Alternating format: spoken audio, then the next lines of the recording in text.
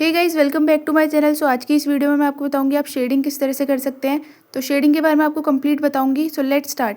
तो गाइस, जैसे कि इसमें आप देख सकते हैं स्मूथ शेडिंग हुई है, और जैसे कि ये वाला पेपर है इस पर भी काफ़ी अच्छी और स्मूथ शेडिंग हुई है।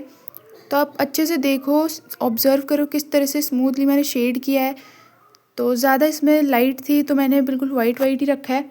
और ये वाली ड्राइंग में आप देख सकते हैं इसमें भी शेडिंग काफ़ी स्मूथ हुई है। थोड़ा रफ़ पेपर है बट आप रफ़ पेपर पे भी थोड़ी स्मूथ शेड कर सकते हो।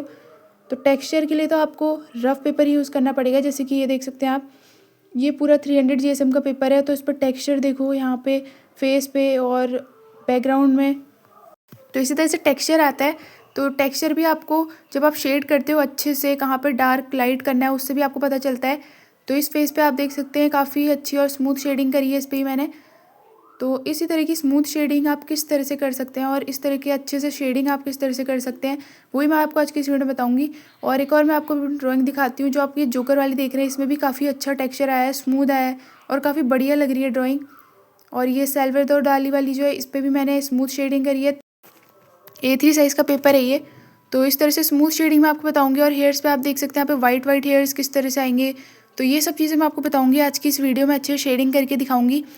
तो ये मैं पेपर लूँगी अभी अपने साथ और फिर मैं आपको दिखाऊंगी किस तरह से एकदम स्मूथ अच्छे से हेयर्स में इस तरह से आप किस तरह से ला सकते हैं वाइट वाइट और अच्छे शेडिंग। तो एज यू कैन सी यहाँ पे पूरा स्मूथ है एरिया। तो इसको आप करने के लिए सबसे पहले तो आपको पता होना चाहिए कि पेंसिल को किस तरह से पकड़ना है। आपको पेंसिल को होल्ड करना आना चाहिए। तो इस तरह से पेंसिल को एकदम पीछे से पकड़ के आपको आपको सिर्फ शेडिंग करनी है इस तरह से। और पहले आप लेयर वाइज अगर कर रहे हैं तो पहले एकदम लाइट पेंसिल का यूज़ करने के बाद फिर डार्क का यूज़ करो। यहाँ पे मैंने पहले HB और अब मैं 4B का यूज़ कर रही हूँ। तो डार्क टू लाइट आप देख सकते हैं, आपको जहाँ पर डार्क करना है थोड़ा प्रेशर का यूज़ करना है और फिर लाइट उसको लेके जाना है, फिर ब्लेंड कर देना है सिंपल। और उसके बाद जब आप इसमें हाईलाइट करोगे, इसको इरेज जैसा हाईलाइट करेंगे तो इस तरह से हो जाएगा ईजिली। तो अगर आप लोगों ने एकदम लाइट और स्मूथ इस तरह से करा हुआ है, लाइट है तो एकदम अच्छे से ग्रेफाइट पे तो आपसे हो जाएगा। जैसे कि मैं आपको दिखा रही हूँ यहाँ पे ग्रेफाइट मैंने ज़्यादा डार्क नहीं करी, यहाँ पे लाइट करी है। तो एकदम आराम से आप कर सकते हैं हाईलाइट वगैरह इस तरह से इरेज। अब मैं यहाँ पे यूज़ कर रही हूँ जो डार्क पेंसिल है 8B, एकदम डार्क प्रेशर का यूज़ करके मैं इसको यहाँ पे शेड करूँगी पूरा डार्क। और फिर मैं आपको दिखाऊँगी इसमें आपसे नहीं हो पाएगा जो हाईलाइट वगैरह है। शेड करने के बाद आपको सिंपल ब्लेंड कर लेना है। उसके बाद मैं हाईलाइट आपको दिखाती हूँ।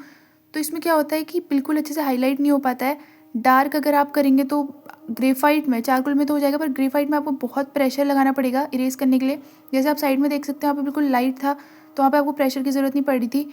तो इसलिए मैं आपको एक टेक्निक बताती हूँ, इंडेंटेड टेक्निक। इसके लिए आप यूज़ कर सकते हैं कोई भी पेन या फिर इस तरह से कोई भी मैकेनिकल पेंसिल किसी का भी यूज़ कर सकते हैं। खाली पेन सिंपल इस तरह से आपको लाइंस वगैरह देनी है जहाँ जिस तरह से भी आपको देनी है, जैसे हेयर्स की हैं। तो मैं आपको दिखाती हूँ। अब आप डार्क करेंगे तो आप देख सकते हैं वहाँ पे वो जो जहाँ पे भी हमने इंडेंटेड टेक्निक का यूज़ किया था, जहाँ पे भी हमने लाइंस दी थी, वो एकदम वाइट वाइट है वहाँ पे। तो उस तरह से फिर आप डार्क में यूज़ कर सकते हैं, डार्क ग्रेफाइट में इरेज़र का उसको फिर उतने में ही इरेज कर सकते हैं और काफ़ी अच्छे से हाईलाइट भी हो जाएगा। एंड आई होप आपको समझ में आ रहा होगा। और यहाँ पे आप वाइट जेल पेन का भी यूज़ कर सकते हैं। तो आप इस तरह से हाईलाइट कर सकते हैं डार्क में। अगर ग्रेफाइट डार्क है तो डार्क है, अगर कहीं पर डार्क पेंसिल का यूज़ करना है तो इस तरह से आप हाईलाइट कर सकते हैं शेडिंग में। तो अब मैं आपको चारकोल पेंसिल का यूज़ करके दिखाऊंगी। जो सॉफ्ट चारकोल है, जो डार्क होती है, बहुत स्मूथ होती है, उसका मैं यहाँ पे यूज़ कर रही हूँ। तो अब मैं इसमें आपको हाईलाइट करके दिखाऊंगी। ये मैं बहुत डार्क होती है तो इसमें तो आप इजीली यूज़ कर सकते हैं, ज़्यादा प्रेशर की ज़रूरत नहीं पड़ती है। और शेडिंग भी आपको आनी चाहिए, किस तरह से आपको शेड करना है, किस तरह से कहाँ पे कैसे शेड करना है। चारकोल को तो एकदम डार्क हम हेयर्स, बियर्ड या आईज़ में इस तरह से यूज़ करते हैं। जहाँ पे बहुत डार्क होता है वहाँ पे हम इसको यूज़ करते हैं चारकोल को, ताकि एकदम डार्क वैल्यूज हमको मिल सके। तो चारकोल को भी आप तो मतलब चारकोल में अभी आपको प्रेशर आना चाहिए, किस तरह से कितना आपको प्रेशर अप्लाई करना है। जैसे कि मैं यहाँ पर आपको दिखाती हूँ। सिंपली मैं आपको दिखाऊंगी यहाँ पर डार्क से लाइट आपको करना है, या कह सकते हो लाइट से डार्क करना है। तो पहले तो सिंपल आपको लाइट, एकदम लाइट यूज़ करना है प्रेशर। तो इस तरह से चारकोल का भी आप यूज़ कर सकते हैं। लाइट टू डार्क में भी मैं आपको और अच्छे से बताऊंगी। तो यहाँ पे इस तरह से एकदम लाइन्स सी आ जा रही हैं, तो इसलिए भी आपको एकदम पीछे से चारकोल को भी एकदम पीछे से पकड़ के फिर उसके बाद उसे यूज़ करना है। तो फेस पे भी आप चारकोल का यूज़ किसके लिए कर सकते हैं, स्किन टेक्सचर के लिए, उसके ऊपर ही मैंने वीडियो बना रखी है। तो कुछ ऐसा बनेगा, आप देख सकते हैं। ऊपर मैंने डार्क टू लाइट करके दिखाया है आपको। तो आपको पेंसिल को पीछे से पकड़ना है। ग्रेफाइट पेंसिल को मैं दिखाती हूँ क्योंकि बहुत स्मूथ होती है, तो अगर आप इस तरह से एकदम आगे से पकड़ेंगे और लाइन लाइन करके इसको करेंगे तो बिल्कुल भी अच्छे से आपको स्मूथ टेक्सचर नहीं मिलेगा। एकदम लाइन सी आ जाएंगी आपकी जो भी पोर्ट्रेट होगा, आपका जो भी स्केच होगा उसमें इस तरह से। और फिर आप डार्क टू लाइट भी करेंगे तो काफ़ी अच्छे से आपको इसी तरह से करना है। डार्क टू लाइट भी डार्क पेंसिल का यूज़ करना है, लाइट पेंसिल का। लेयर वाइज अगर आप करेंगे तो और अच्छे से होगा। जैसे मैं अभी लाइट पेंसिल का यूज़ करा, फिर मैंने ब्लेंड किया, फिर डार्क का यूज़ किया, फिर ब्लेंड किया, तो इस तरह से लेयर वाइज करेंगे तो और अच्छे से और स्मूथ शेडिंग होगी। और अगर आप टिश्यू पेपर का भी यूज़ कर सकते हैं। तो शेड करने के लिए आपको हमेशा पेंसिल को पीछे से पकड़ना है और एकदम स्मूथ, एकदम ज़्यादा प्रेशर के साथ नहीं, एकदम अच्छे से उसको यूज़ करना है। जैसे कि यहाँ पे आप देख सकते हैं एकदम स्मूथ और अच्छे से शेडिंग हुई है। फेस पे, यहाँ इस वाली ड्राइंग में फेस पे अच्छी शेडिंग हुई है। और टेक्सचर बनाना भी आपको आना चाहिए, कितना आपको शेड करना है, कहाँ पे किस तरह का टेक्सचर है। जैसे कि ओल्ड मैन की ड्राइंग है, तो यही है शेडिंग की कुछ बेसिक टेक्निक्स। आपको कुछ इस तरह से शेडिंग करनी है, इस तरह से यूज़ करना है टेक्निक्स को। तो मैंने सिंपल जो भी था मैंने आपको बताने की कोशिश करी है। आई होप आपको समझ में आया होगा कि थोड़ा बहुत जिस तरह से भी शेडिंग किस तरह से करनी है ग्रेफाइट में और चारकोल में।